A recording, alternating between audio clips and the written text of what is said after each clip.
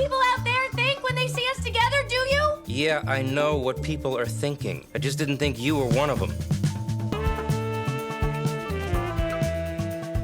Debating the goodness or badness of the Sex and the City men is quite literally one of the core activities of the Sex and the City fandom. But some of the men never get their day in court because there's generally a unanimous consensus about them. And Harry Goldenblatt is one of those men. I'm not sure I've ever come across anyone who didn't like Harry or thought he was a bad guy. There are a few people who never abandoned ship from Team Charlotte and Trey, including the woman who played Charlotte herself, Kristen Davis. Besides Harry, who do you think is the best match for Charlotte? I mean, again, this is terrible what I'm about to say, but I'm going to say Trey. I loved working with Kyle MacLachlan so incredibly much. But even amongst the few people who were never with Charlotte and Harry the long way, nobody ever had much negative to say about Harry or their union until today. Because I'm here to tell y'all that Harry was in no way the good guy the series presented him to be at the outset of he and Charlotte's relationship.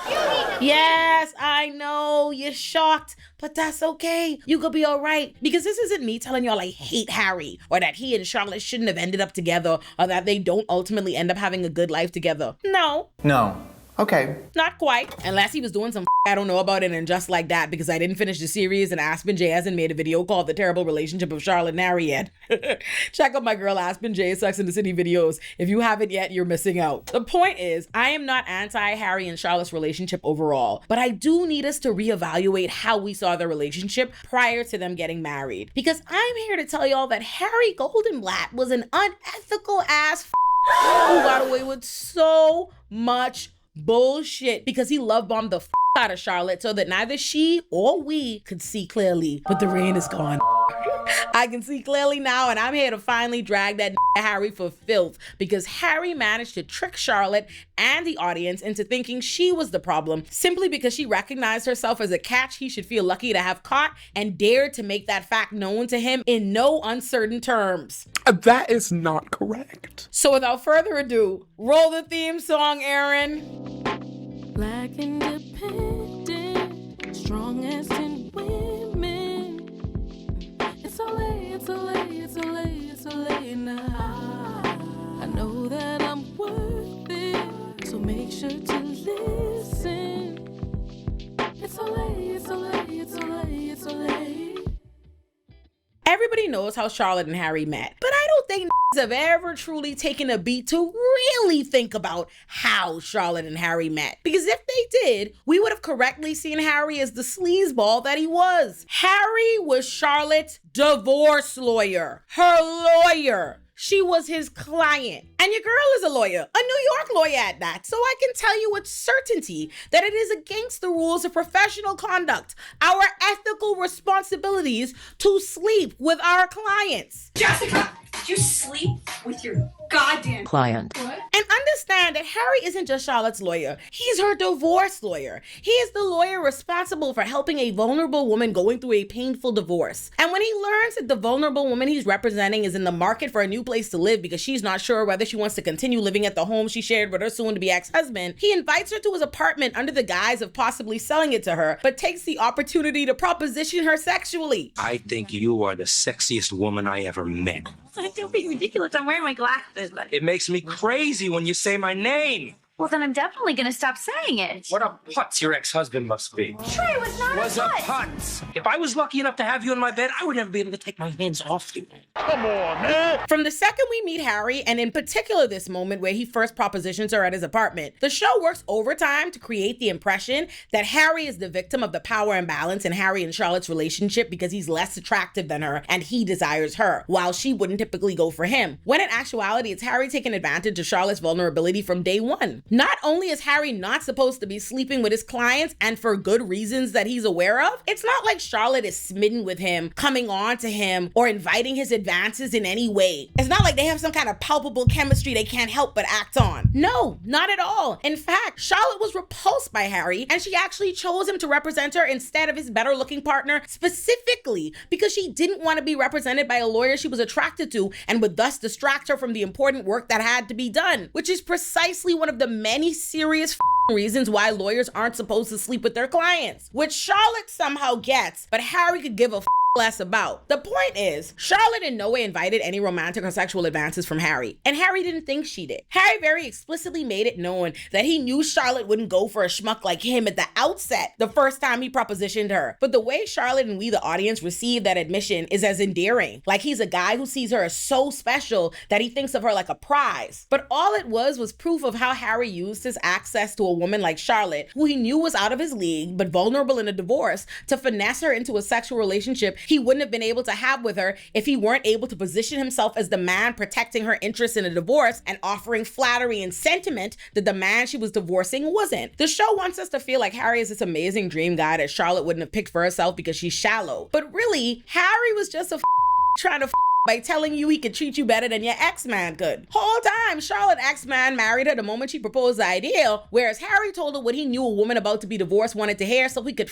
her, then play in her face. Charlotte is a starry-eyed romantic who believes in true love, fate, and signs, and Harry was the opposite of everything Charlotte ever desired. But because her marriage to the man who was everything she ever desired just collapsed, she's the most susceptible she's ever been to the idea that she got it all wrong, and the universe wants to push her in the opposite direction at the time that she meets Harry, which is something Harry's ass knew good and well as her divorce attorney. The man is a lawyer who makes a living representing women going through divorces. Do you think it's a new phenomenon for women to give the nice guy they'd never want a chance because they were hurt by their dream guy, and the nice guys convince them that they're the safe choice because they'll be grateful to be with them? No, Harry isn't being genuine or truly self-deprecating when he propositioned Charlotte by presenting himself as the nice guy she would have never considered, but who would worship the ground she walks on. He is deliberately tapping into the part of her he knows still wants marriage and a happy ending, but is confused and afraid of being hurt again. But just because that's what he's tapping into doesn't make it sincere, which is why, despite the fact that Harry initiated a sexual relationship with Charlotte by highlighting how much more desirable she was than him and declaring how he cherished her more than a man more seemingly her equal, like her husband would, once they're actually together and Charlotte tries to hold him to those empty promises after making enormous sacrifices on her part, he takes offense at the very disparity he exploited to woo her into bed. Do you know what people out there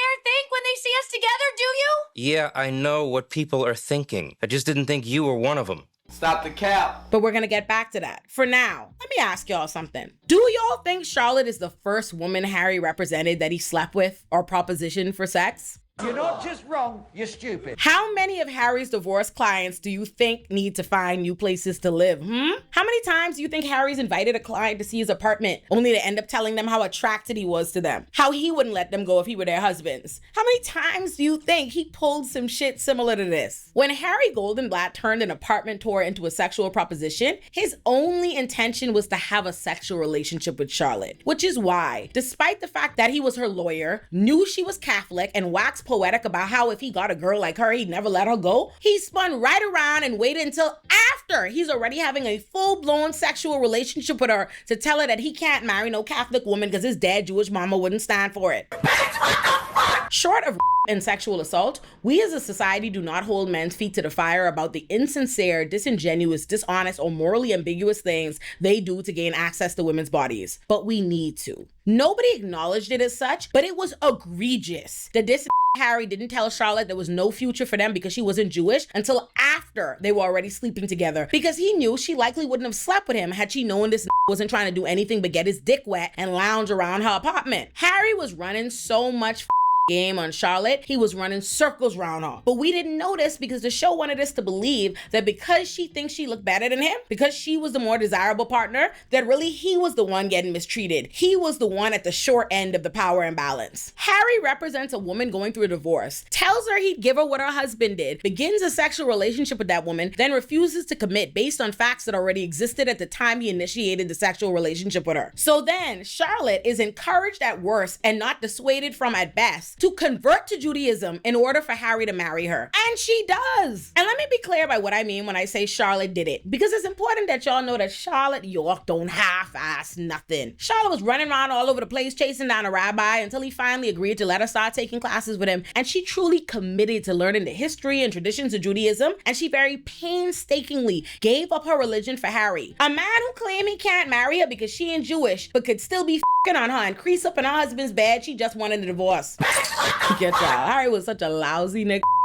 Harry is what a Jewish ex-boyfriend of mine used to refer to himself as, which was culturally Jewish. Harry didn't actually practice Judaism as a religion, and the only reason he required that she convert to Judaism was because he promised his late mother he'd marry a Jewish woman. Because traditionally in their culture, in order for the children to be Jewish, the mother had to be Jewish too. Which, let me be clear, is fine. If a Jewish man want to marry a Jewish woman so he could keep his family Jewish, that's fine. But don't sell the devout Episcopalian woman dreams just to get her into bed, only to later pull the rug out from under her and require her to give up the religion she practices for yours that you barely do. Hold up, wait a minute. But before we get deeper into the video, y'all know your girl has merch, right?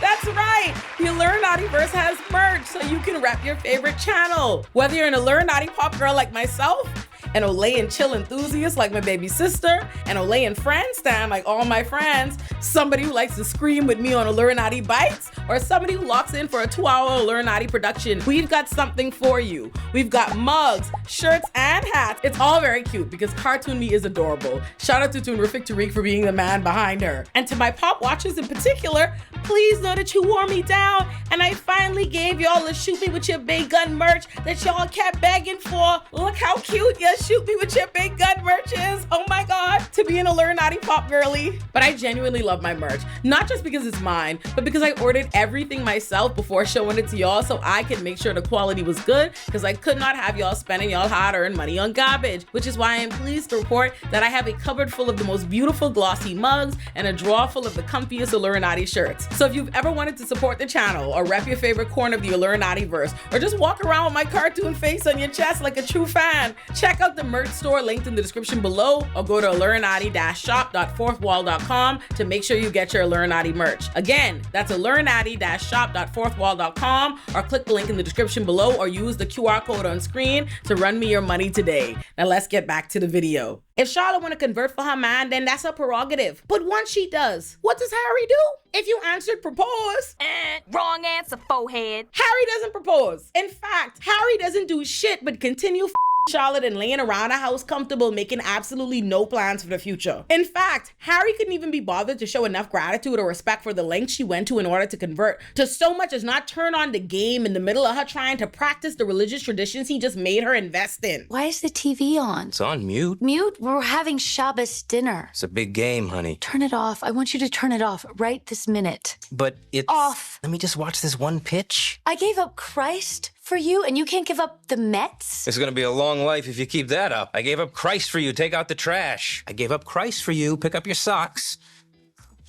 This is literally turning on the TV and shit while my gal trying to pray. I'm here to tell y'all, I know women that would have threatened to put their foot up Harry's ass for less, okay? So no one will ever convince me that this wasn't a valid crash out on Charlotte's part. Did it sting?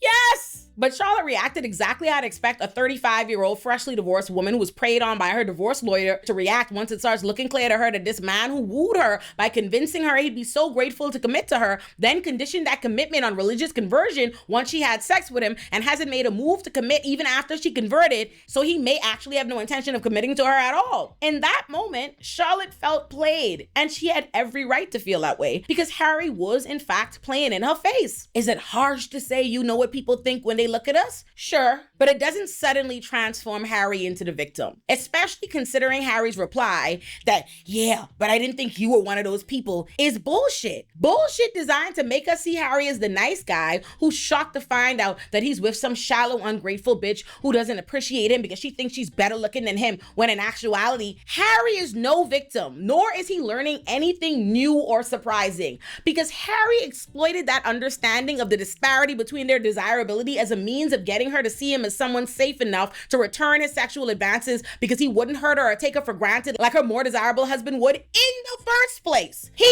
always knew she perceived herself as better looking than him and as somebody more desirable than him, because that's how he perceived it too, and he used that to get her to see him as safe. But now when she points it out because she rightly notices that she's the only one making sacrifices for the future of their relationship and starts to feel she's being taken for granted and taken advantage of, he spins it around like she's the one who commits some unforgivable sin. Harry can say to hell with the professional rules of conduct and his ethical obligations. He can sleep with his client, sell her dreams, and make her convert religions. But Charlotte is the problem because she said, listen here, bald head, ugly, stop playing with me. That's where we draw the line at. Let me play a sad song for you on the world's smallest violin.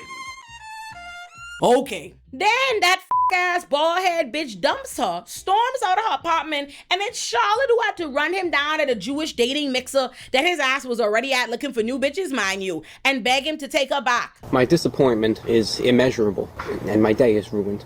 Harry really wasn't shit, which is why it did not surprise me that Charlotte didn't trust him worth a damn in the second Sex and the City movie when he wouldn't stop staring at the nanny's titties, because Charlotte know good and well that a man who would his client would probably his nanny too. But child, if Charlotte like it, I love it. And I actually kind of mean that, because ultimately she and Harry did have the life she wanted together and she was happy, so good for her. But that does not make that Harry a gem. He was not, at least not in the beginning, and Charlotte probably did deserve a little better, but it worked out. If you enjoyed the video you just watched, congratulations, you've officially wandered into the Illuminati-verse. Now before you get overwhelmed, let me explain where exactly you've landed, because apparently one YouTube channel was not enough for me. If you're looking for my biggest productions, the kinds of videos that require me to disappear into a cave for 6 weeks and emerge with an existential crisis, subscribe to Illuminati, my flagship channel, where you'll find my magnum opus like If Pretty is a Privilege, Ugly is a Curse, How This Didn't Age Well Destroyed Media Literacy, How Men Become Aziz Ansari, Why Serial Killers Aren't Monsters, and so much more. If you're here because you love television, movies, and hearing me explain why everybody misunderstood your favorite character, subscribe to Illuminati Pop, my TV and film essay channel. That's where you'll find fun deep dives on How I Met Your Mother, Sex and the City, Desperate Housewives, You, Euphoria,